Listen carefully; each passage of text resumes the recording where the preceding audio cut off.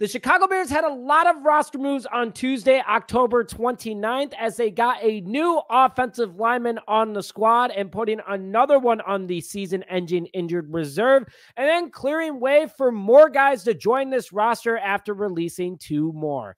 I am excited for this busy time for Ryan Poles, as he knows that there needs to be a change, and I'm here to break it all down. Hello, everyone, and welcome back to this episode of Just Another Year Chicago Bears. My name is Nick Brody, and as always, thank you for tuning in. Now, before I begin today's show, hit that like button to welcome new offensive lineman Austen Pleasants to the Chicago Bears, and comment FGB in the chat or comment section below right now to get the energy levels up for Bears Nation. And are you new to the channel and love free Chicago Bears news and notifications? Hit that subscribe button to stay up to date on all Chicago Bears news. So Ryan Poles finally brings in an offensive lineman, and that is Austen Pleasants, an offensive lineman that has been in the league since 2020. He is 27 years old, 6'7", 330 pounds, and attended Ohio during his college days. According to his scouting report, he is a very large frame that has the ability to both play guard and tackle, a strong run blocker that has big bursts for a guy his size and can break it to the second level and take out multiple smaller defenders. He's a solid pass blocker as well, being able to take on double teams with his long arm extension. And is he a Pro Bowler? No, but he is a great depth piece as he's a quick learner and knows his place on the roster. The comments that I have to say about this signing is Ryan Poles is going big and mean with the trenches this year. I mean, you had Bill Murray, who was 6'5", unfortunately on IR now. You brought in Matt Pryor, who's our new starting right guard at 6'7". You have Braxton Jones at 6'6". You have Darnell Wright at 6'7".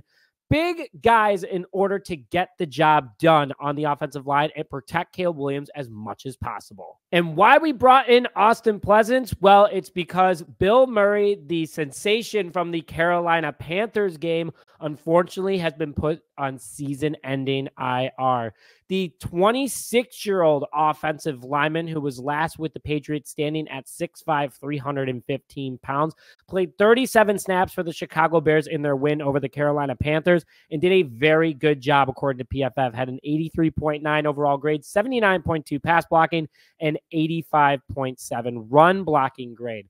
Those are some pretty darn good numbers if you ask me. He wasn't forced around. He was able to pick up double teams and did a great job filling in for Tevin Jenkins when he's had literally zero NFL in-game experience before.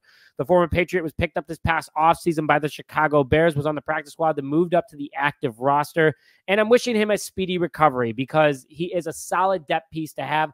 Tevin Jenkins is clearly still a injury-prone type player. He seems to miss multiple snaps per game, and I don't wish that on him. It's very bothersome because he is a great player. I know he's working really hard to be on the field at all times, but unfortunately at this moment, Bill Murray will be on IR, and it's going to be a season ender for him. So please help wish him a speedy recovery in the comments section below as well, because he's a solid depth piece to have on this roster, and I would love to see him in the Bears uniform next year. And now, before I get more into today's show, I would like to thank today's sponsor, GoodR Sunglasses. Lightweight and comfortable, 100% polarized, no slip, no bounce. Stylish sunglasses starting at just $25 a pair with a 1-year warranty and 30-day free return policy. These things are awesome, guys. I wore them during the live stream because it brought good luck. And also on top of it too, I threw them against the closet. I'm not going to lie, when I was mad about after that Bears Commanders loss. And guess what? They still look good. No scratch, no nothing.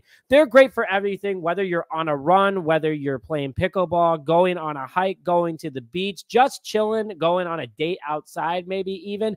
These sunglasses are great. And because they're affordable and because they're stylish, you don't have to worry about if they break. You have a pair for every single occasion. And GoodR is giving you, the viewers, a great deal, offering free shipping right now when you go to the link in the description now and use code JAYCHI Bears. That's JShy Bears for free shipping. Again, offering 30-day money-back guarantee and 100% satisfaction. So there was a lot more roster moves for the Chicago Bears, and I do want to announce a few right here. Is that Velus Jones Jr. is now a part of the Jacksonville Jaguars after clearing waivers from being waived by the Chicago Chicago Bears. Wishing him good luck over there. The Jaguars have had a ton of injuries to their team. They need someone to come in there. And maybe Velus brings a whole new speed of life to him for his career down in Jacksonville. So wishing him a lot of good luck there.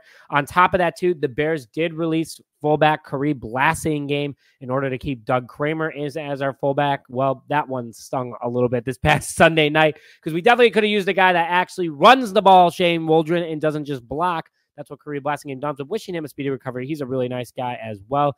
And then the Bears released recently signed long snapper Jake McQuatty from the practice squad, as Scott Daly, our long snapper, is back from that knee injury he sustained against the Jacksonville Jaguars. So the Bears have a lot of moves there. And a move that is coming up that a lot of people have on their radar right now is the fact that guard, center, and even just overall offensive lineman Ryan Bates could be returning in the next week from his injury.